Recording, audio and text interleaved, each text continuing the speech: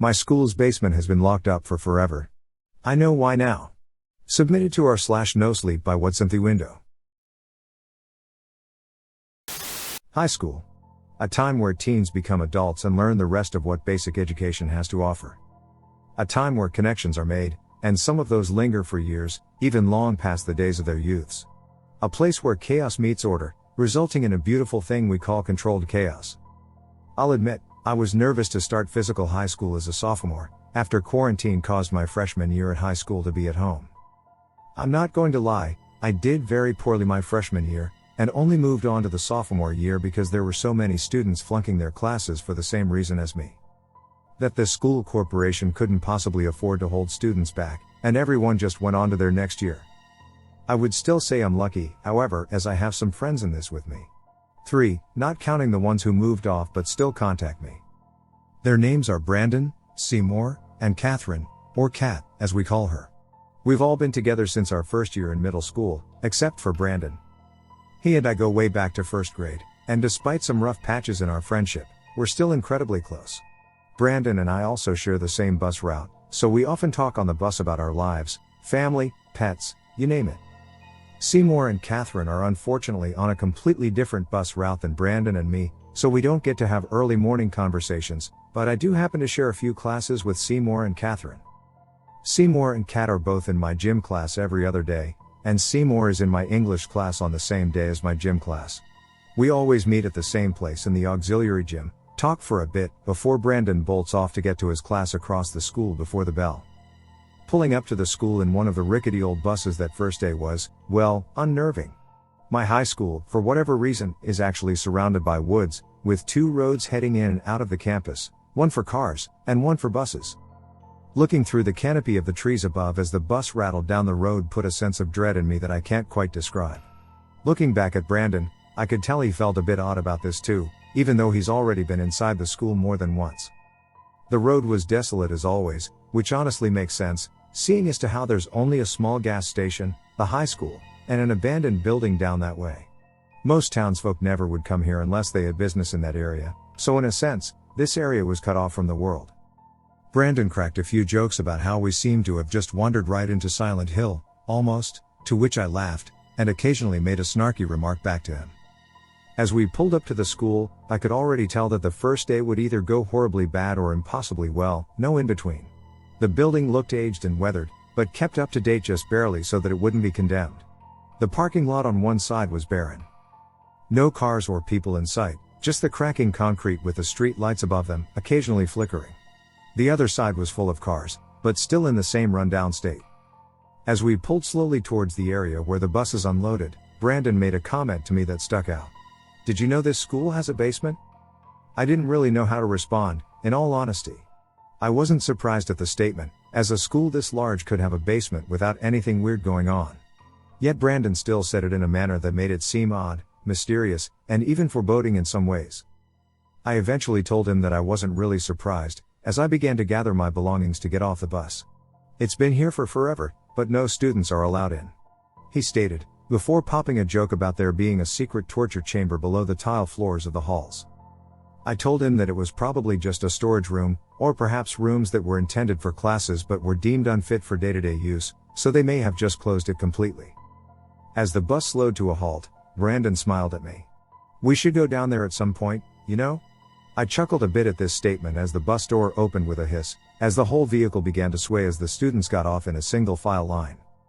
Brandon eventually jumped up, in between this girl who honestly looked too old to be attending high school, and a really tall kid who I later learned was named Brian.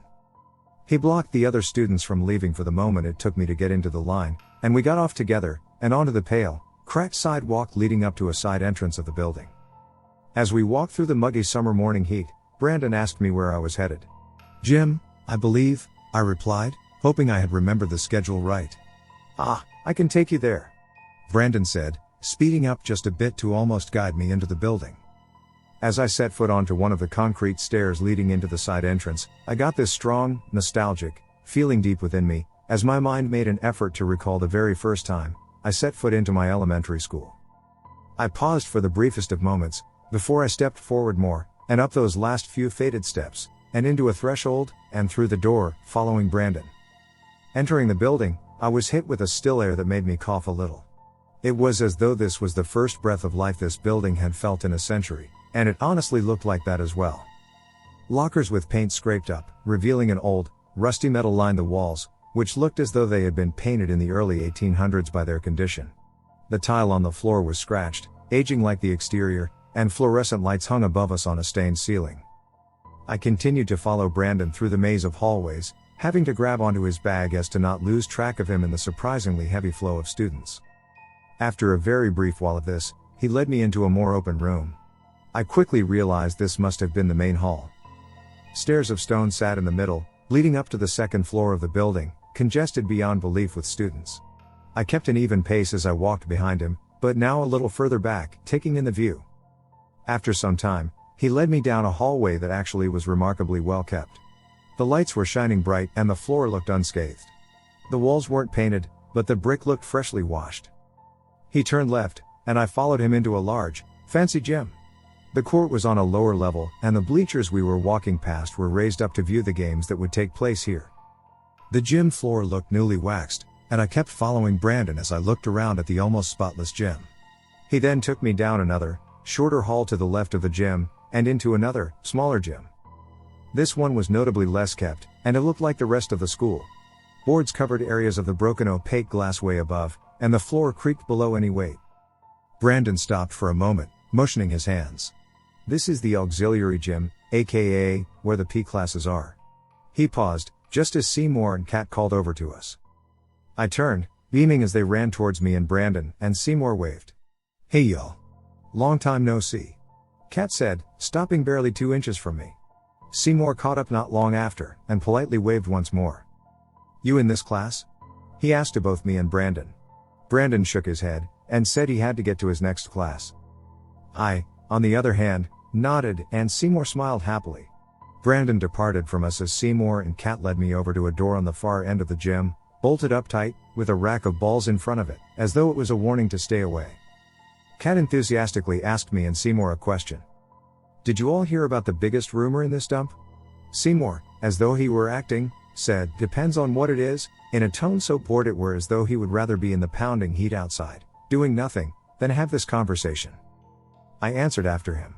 "I'm not too sure what you're talking about, honestly." A grin grew across Kat's face as she pushed the ball rack to the side, as Seymour visibly cringed. "Kat, if it's the basement, the teachers will have your hide," he stated, backing up a little, clearly knowing where this was going. Kat only giggled in response.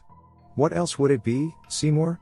Every year, students have tried to get into the basement, but not many succeed, as the door is bolted up tight. However, there could be another way in," she was cut off by Seymour sighing. "Kat, we haven't even been here a day, and you're already obsessed with the basement. How do you know it's not another supply closet?" he stated, rolling his eyes, and beginning to inch towards the bleachers.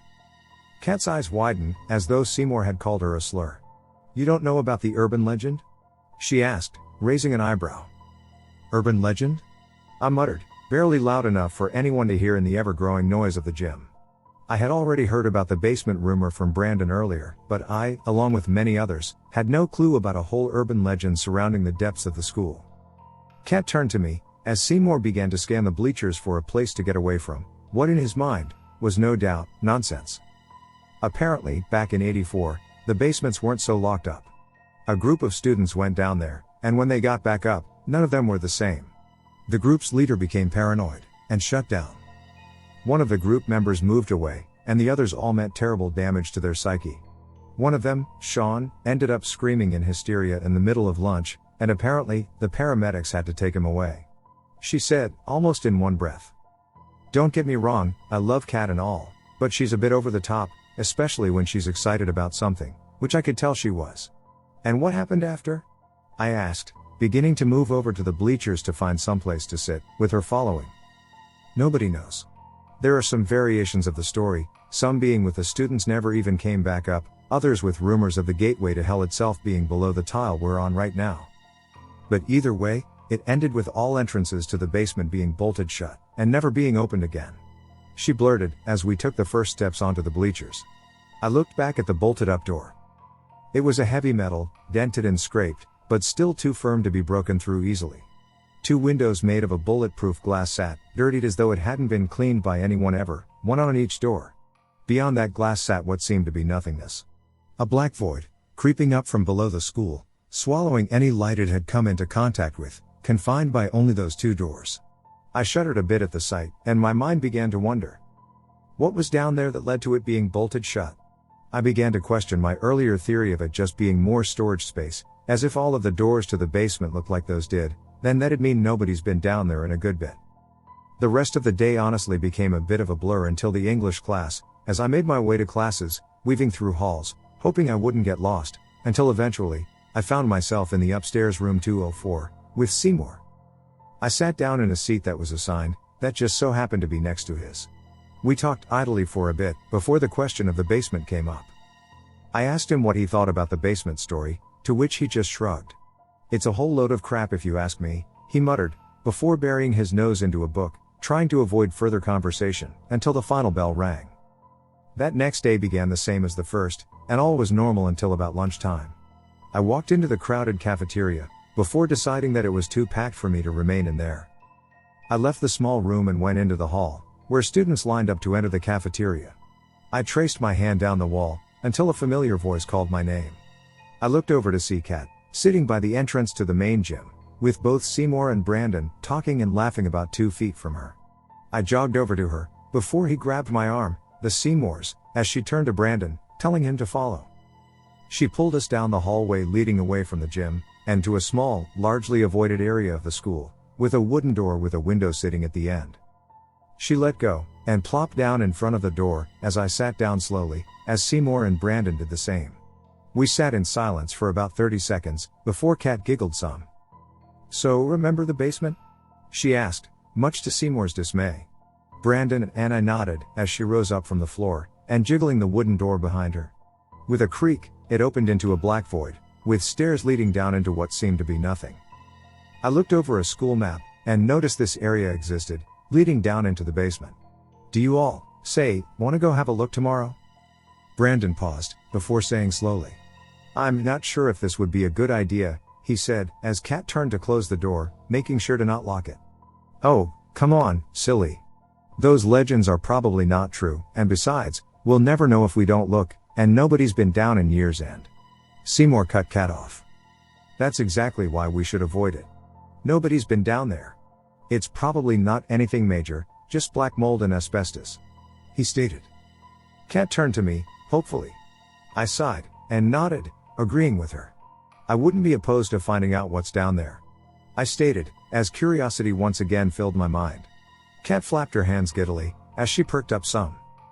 "All right. Seymour and Brandon, if you decide to join us, meet us here the moment you get into the building. Bring a flashlight," she said, before jogging off and down the hall, disappearing into the crowd of students. I turned to Seymour, who was glaring at me. "What were you thinking?" he asked, sternly. I stammered for a moment, before answering. "Seymour, I know you're just as curious as me to find out what's down there. Plus, Kat managed to find this entrance within 2 days of being here at most. If we didn't go down there after that, she'd never shut up about it," I stated, before Brandon spoke up. "I don't know, Mike," he said to me. "I have a really bad feeling about this, honestly." He sighed, as Seymour began to stare at the wall. "You said that about our trip to the aquarium. You loved it, and you even bought a season pass into the aquarium later on," I stated. He sighed, before turning to Seymour. "What do you think?" he asked, making Seymour state his true thoughts about the basement. "I think it's dangerous. There could be black mold, leaks, God knows what, down there. It was bolted up for a reason," he stated, before I blurted something out that I hadn't even thought about saying. "Then come with us," I stated, unsure of my reasoning. He stared blankly for a moment before speaking up. "Fine. Be here at 7:35 at the latest. And unless Brandon is also going, I'm staying up here," he said, before marching back to the main hall. I turned to Brandon, who I could tell didn't want to go down there. "Fine. I'll go too," he stated. The whole rest of the day, I couldn't stop thinking about the basement. The second I got home, I threw my best flashlight into my school bag, and immediately did a Google search on my high school. However, no matter how much I dug, nothing about the basement of it showed up. I ended up searching so long into the night that I fell asleep at the computer. Upon waking up, I immediately saw the time. 6:45 a.m. I panicked, jolting upright, and grabbing my almost dead phone. Before throwing the nearest pair of shoes on, and grabbing my bag, I booked it out the front door, just as the bus began to pull up. I narrowly caught it, and the bus came to a halt, allowing me to board. I immediately took to Brandon, who looked incredibly anxious about the upcoming event. "When I told you about the basement, I didn't mean it seriously. I don't want to go down there," he said, before I even sat down. I smiled, and asked him one question. "Did you bring your light?" He nodded, turning down to his backpack, and pulling out a large, D-cell flashlight that looked older than him. I chuckled some, before I asked him lightheartedly, "You sure that thing works?" I asked, as he put it back in his bag. "I hope it doesn't. I planned to grab this one so I wouldn't have to go down, if it didn't work," he said, turning to the window and gazing out. The rest of the ride had no words between us until we got to the school. I got out of the bus before him, and he told me a simple phrase. "Let's go." I followed him, despite his total shift in demeanor, as he led me once more through the halls, and to the back area where we met the previous day. Once we got there, we were surprised to find Seymour but not Kat. Seymour looked up with a fearful expression as we approached him. Without sparing any time, he spat out a sentence. "Kat went down there." Brandon's eyes widened, as he forgot all about his apparent fear of what was down there. "We need to get her," he said, with a low whisper. Seymour looked at Brandon, with a face of disbelief. "I'm not heading down there," he said, before Brandon pulled his light out. "Look, I'll explain on the way. We need to get her out of there, now," he said, sparing no time as he went for the wooden door. Seymour's eyes followed him, before inching forward himself. I stepped forward just as Brandon opened the door up, revealing the darkness once more. "You made a deal," I said to Seymour, urging him to follow. He sighed, but nodded, pulling his phone out for a light. One by one, we shuffled into the darkness, until all three of us were on the landing before the flight of stairs leading into the basement.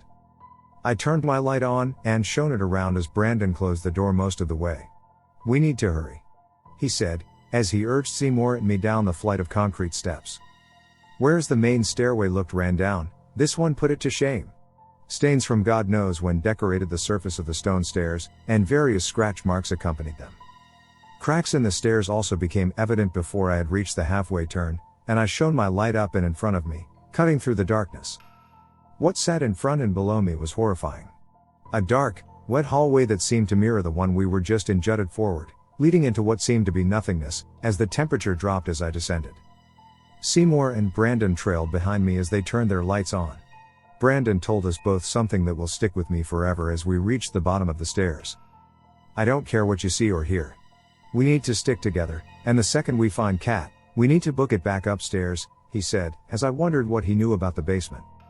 I shone my light down the hall to my left, as the darkness in front of me took back over.